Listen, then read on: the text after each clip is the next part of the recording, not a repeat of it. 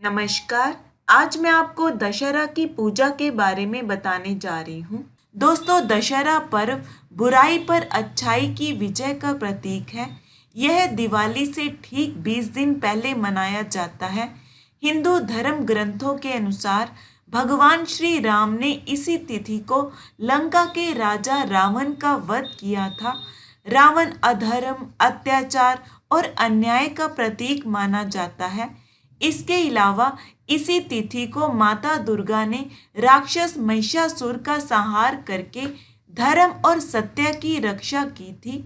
इसलिए भी इसे विजयदशमी के रूप में मनाया जाता है। देश के अलग अलग हिस्सों में विजयदशमी का पर्व अपनी अपनी लोक परंपराओं के अनुसार मनाते हैं। दशहरा के दिन सुबह जल्दी उठकर अपने घर की साफ सफाई करें। स्नान करके नए वस्त्र पहन सके तो अच्छा है, नहीं तो स्वच्छ वस्त्र धारण करें। घर के मंदिर को साफ करें। आम के पत्तों और गेंदे के फूलों से सजाएं।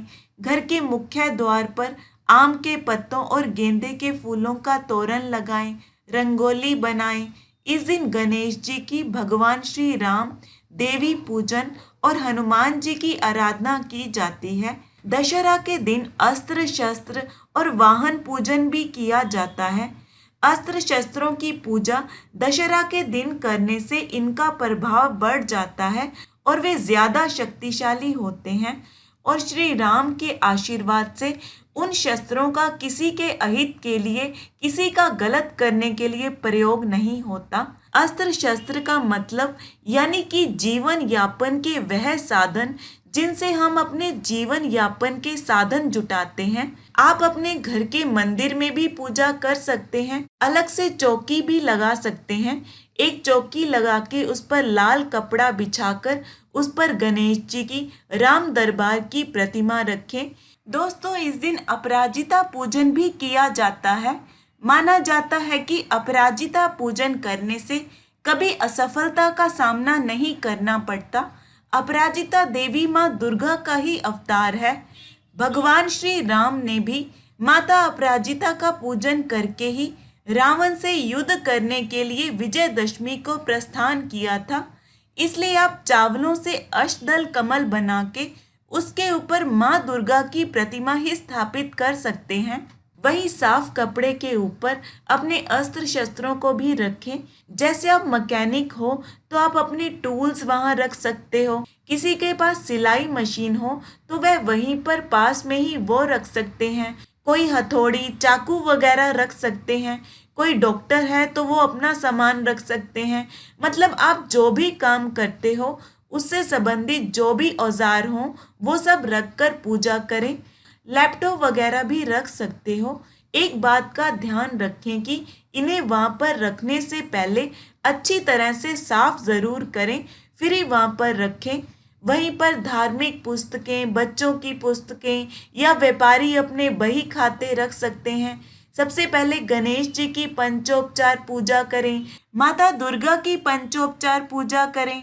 ओम अपराजिताय नमः, ओम विजयाय नमः, ओम जयाय नमः बोलते हुए करें।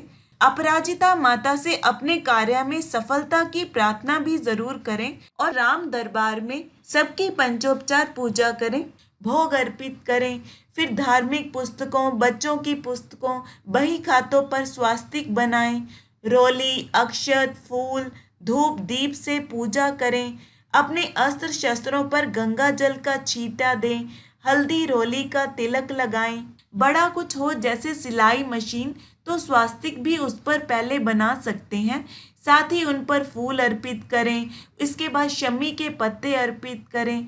दशहरा के दिन शमी के पौधे के पत्तों से शस्त्र पूजन करना शुभ माना जाता है। फिर उन्हें धूप दीप दिखाएं। पूजा कर शस्त्रों को प्रणाम करें। भगवान श्री राम का ध्यान कर मंत्रों का जाप करें, आरती करें। आपके पास जो भी वाहन हो उसकी भी इसी तरह से पूजा करें। आम के पत्तों और गेंदे के फूल भी उस पर बांध सकते हैं। सबसे पहले अपने वाहन को अच्छे से धो जरूर लें।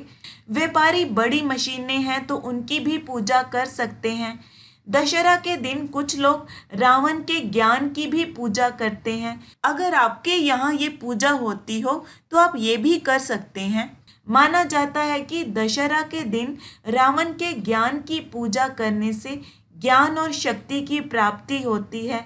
इसके लिए रावण और उसके 10 सिर बना के पूजा की जाती है। इसके 10 सिर बनाने के लिए गोबर का इस्तेमाल किया जाता है। अगर आपके पास गोबर उपलब्ध ना हो तो आटे की लोई से भी इसे बना सकते हैं। सबसे पहले गोबर या फिर आटे के 10 गोले बनाए जाते हैं। फिर इन गोलों को लाइन में सजाकर रखा जाता है। सबसे पहले गणपति जी की पूजा की जाती है। फिर इन गोलों के ऊपर थोड़ा थोड़ा हल्दी, कुमकुम और अक्षत डाला जाता है। इसके बाद उन पर कपास डाली जाती है। कपास ना हो तो आप जनेऊ या मोली धागा डाल सकते हैं। इसके बाद रावण को दही जवारे अर्पित किए जाते हैं। नवरात्रि की पूजा के दौरान उपयोग में लाए गए जवारे ही रावण की पूजा में प्रयोग लाए जाते हैं। फूल अर्पित किए जाते हैं। इसके बाद धूप दीप दिखा के रावण की पूजा की जाती है, भोग लगाया जाता है। कई लोग वहां रावण के 10 सिरों के पास ही 10 कुल्हड़ों में खील बताशे भर के रखते हैं। बाद में इन्हें बच्चों में बांट देते हैं। आप चाहें तो ऐसा भी कर सकते हैं। फिर परिवार के सब सदस्यों के साथ रावण की परिक्रमा की जाती है। वहीं पर बच्चों की किताबें और औजार वगैरह रख के पूजा की जाती है। इसके बाद रावण के ज्ञान का ध्यान करते हुए उन्हें प्रणाम करें। कहते हैं कि दशानन से ज्यादा ज्ञानी और कोई नहीं था, लेकिन अहंकार की वजह से वो अधर्म के मार्ग पर चल पड़ा। फिर उसे श्री राम के हाथों मरना पड़ा। भगवान श्री राम के विजय मंत्र श्री राम जय जय राम का एक माला जाप अवश्य करें। ऐसी मान्यता है कि इसका जाप करने के बाद कोई भी कार्य किया जाए उसमें जीत हासिल अवश्य होती है। भगवान श्री राम की आरती करें। साथ ही श्री राम से यह प्रार्थना करें कि आपको अपार ज्ञान की प्राप्ति हो, लेकिन उसके साथ अहंकार ना आए और हमेशा सद्मार्ग पर चलें। भगवान से घर में खुशियां लाने की प्रार्थना करें। सुबह के समय रावण के ज्ञान की पूजा की जाती है, पर क्योंकि वो अहंकारी और अधर्मी था, इसलिए शाम को रावण का दहन किया जाता है। कहते हैं कि रावण दहन करने से बुराइयों का नाश होता है। इसके साथ ही व्यक्ति अपने मन की बुराइयों का भी नाश करता है। कई स्थानों पर माना जाता है कि बीमारियों और दुखों से निजात पाने के लिए रावण दहन जरूर करना चाहिए। बड़े बड़े मैदानों में तो रावण के साथ कुंभकर्ण और मेघनाद के पुतलों का भी दहन किया जाता है। कई लोग घर पर छोटा सा रावण बना के उसका दहन करते हैं। इसका जलाया जाना यही संदेश देता है कि सत्य सदैव विजयी होता है। काम क्रोध लोभ रूपी इस रावण का दहन कर अपने आने वाले वर्ष की सफलता की कामना करें। रावण दहन के बाद भी दीपक जला के राम दरबार की पूजा जरूर करें। विजयदशमी के दिन भगवान राम ने देवी सीता को लंकापति से मुक्त करवाया था। इसके बाद सभी देवी देवताओं ने श्री राम की स्तुति गाई थी। इसलिए आज के दिन श्री राम की स्तुति का पाठ करना चाहिए। भगवान श्री राम से प्रार्थना करें कि हमें इतना सामर्थ्य दो कि हम अपने अंदर की बुराइयों को मारकर अच्छाइयों को जीतकर खुद में बदलाव कर अपने आप को बेहतर से बेहतर बना सकें और घर परिवार के मंगल की कामना करें। मान्यता है कि विजयदशमी पर रामायण पाठ, श्री राम रक्षा स्तोत्र, सुंदरकांड का पाठ, हनुमान चालीसा आदि का पाठ करने से समस्त प्रकार की मनोकामनाएं पूरी होती हैं। फिर फल, बूंदी के लड्डू या किसी मिठाई का तुलसी के पत्ते डाल के भगवान को भोग लगाएं, आरती करें, प्रसाद सबको दें और खुद भी लें और क्षमा याचना भी जरूर करें। विजयदशमी के दिन श्री राम के साथ ही शमी के पौधे की आराधना भी की जाती है। कहते हैं जो विजयदशमी के दिन श्री राम और शमी की उपासना करता है उसके सभी संकटों का नाश होता है। अगर संभव हो तो इस दिन अपने घर में शमी का पौधा भी लगाएं और नियमित रूप से दीप दिखाएं। मान्यता है कि दशहरा के दिन कुबेर ने राजा रघु को स्वर्ण मुद्राएं देने के लिए शमी के पत्तों को सोने का बना दिया था। तभी से शमी को सोना देने वाला पेड़ माना जाता है। शमी के पौधे के बारे में संपूर्ण जानकारी, उसके मंत्रों के बारे में जानकारी के ऊपर वीडियो बना हुआ है। इसका लिंक डिस्क्रिप्शन में दिया है, आप देख सकते हैं। प्रदोष काल में दशहरे के दिन शमी के पेड़ के पास दीपक जलाएं और अपनी समस्या बताएं। आपको अपनी समस्या का हल जरूर मिलेगा। अब मैं आपको दशहरा के दिन की कुछ और महत्वपूर्ण बातों के बारे में बताती हूँ। इस दिन अपने सामर्थ्य के अनुसार दान दक्षिणा करें और गरीबों को भोजन करवाएं। पूजा के बाद अपने बड़े बुजुर्गों के पैर छूकर आशीर्वाद प्राप्त करें। पूजा के बाद पूजा में हुई भूल चूक और अपनी गलतियों के लिए क्षमा याचना जरूर करें। इस दिन देवी का विधिवत पूजन करके नवरात्रि का पारण करें। इस दिन शमी के कटे हुए पत्तों अथवा डालियों की पूजा नहीं करनी चाहिए।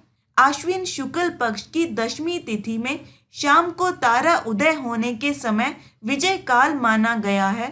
मान्यता है इस समय किया गया कार्य सफल होता है। इस दिन अपराजिता के फूलों से माता दुर्गा की, श्री राम की और अस्त्र शस्त्र की पूजा जरूर करें और इस दिन अपराजिता स्तोत्र का भी पाठ करें। इस दिन कोई भी नया काम शुरू करना हमेशा फायदेमंद रहता है। इसे अबूझ मुहूर्त भी कहते हैं। इस दिन विजय की प्रार्थना करके कार्य आगे बढ़ाया जाता है और फिर इसमें सफलता मिलती है। इस दिन कोई भी शुभ कार्य किया जा सकता है। इस दिन घर या दुकान का निर्माण, गृह प्रवेश, मुंडन, नामकरण, अन्नप्राशन, करण छेदन, यज्ञोपवीत संस्कार और भूमि पूजन आदि शुभ कार्य किए जाते हैं। नए वाहन, उपकरण, गहने, वस्त्र और अन्य सामान खरीदने के लिए दशहरा का दिन सबसे उत्तम माना जाता है। इससे घर में बरकत बनी रहती है। अगर दिवाली के लिए नए बही खाते मंगवाने हो तो वो भी इसी दिन मंगवाए जा सकते हैं। आशा करती हूँ ये वीडियो आपको अच्छा लगा होगा। धन्यवाद।